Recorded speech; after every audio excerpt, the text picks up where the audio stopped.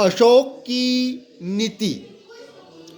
अशोक की गृह और विदेश नीति बौद्ध धर्म के आदर्शों से प्रेरित है। राजगद्दी पर बैठने के बाद उसने केवल एक युद्ध किया, जो कलिंग युद्ध के नाम से प्रसिद्ध है। उसने अपने कथन के अनुसार इस युद्ध में 1,00,000 लोग मारे गए, कई लाख बर्बाद हुए और 1,50,000 बंदी बनाए गए। ये आंकड़े अतिशयोक्तिपूर्ण हो सकते हैं, क्योंकि अशोक के अभिलेखों में शत सहस्त्र शब्द का प्रयोग कहावती तौर पर किया गया है। जो भी हो, इससे प्रतीत होता है कि इस युद्ध में भारी नरसंहार से अशोक का हृदय दहल गया। इस युद्ध के कारण ब्राह्मण पुरोहितों को और बौद्ध भिक्षुओं को भी बहुत कष्ट झेलने पड़े, जिससे अशोक को गहरी व्यथा और पश्चाताप हुआ। इसलिए उसने दूसरे राज्यों पर भौतिक विजय पाने की नीति छोड़कर सांस्कृतिक विजय पाने की नीति अपनाई। दूसरे शब्दों में, भेरी घोष के बदले धर्म घोष होने लगा। अब अशोक ने कबायली समुदायों और सीमावर्ती राज्यों को अपने आदर्शात्मक विचारों से प्रभावित किया। कलिंग के स्वतंत्र राज्यों के प्रजाजनों से कहा गया कि वे राजा को पिता के तुल्य समझकर उसकी आज्ञाओं का पालन करें और उस पर विश्वास करें। अपने अधिकारियों को उसने निर्देश दिया कि वे उसके इस विचार का प्रचार उसकी सारी प्रजा में करें। इसी प्रकार कबायली लोगों से भी कहा गया कि वे भी धम्म के मार्ग पर चले। अब से अशोक यह मानने लगा कि पराये राज्यों को सैनिक विजय के उपयुक्त क्षेत्र समझना अनुचित है। वह उन्हें आदर्श विचारों से जीतने का प्रयास करने लगा।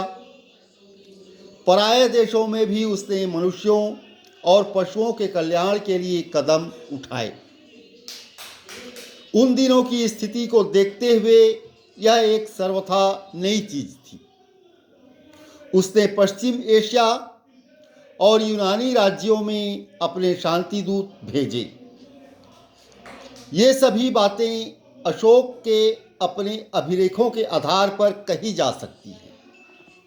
इन सब की जानकारी का प्रमुख स्रोत अशोक के अभिलेख हैं, शिलालेख उसके राज्यादेश हैं। इन अभिलेखों के माध्यम से उसने जो राज्यादेश जारी किए, उसमें इन सब के स्रोत हैं। यदि बौद्ध परंपरा को विश्वसनीय माने तो अशोक ने श्रीलंका और मध्य एशिया में बौद्ध धर्म के प्रचार के लिए अपने धर्म प्रचारक भेजे।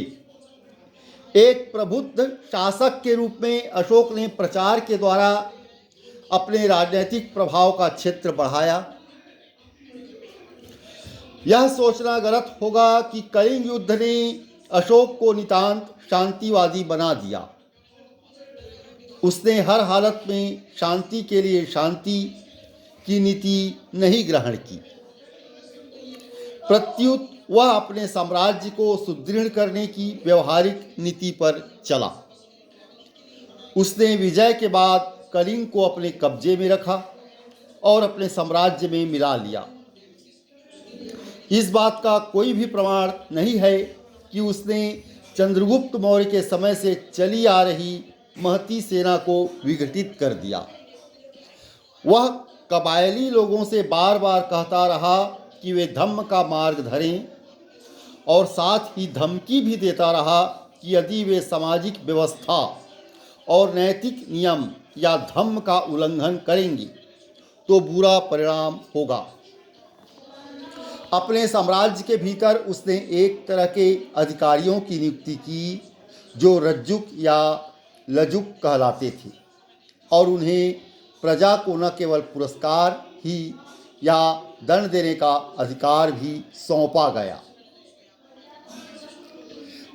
धर्म के सहारे साम्राज्य को सुदृढ़ करने की अशोक की नीति फलवती हुई।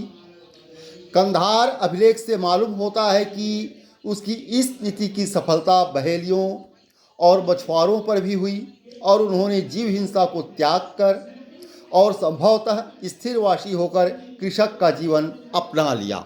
धन्यवाद।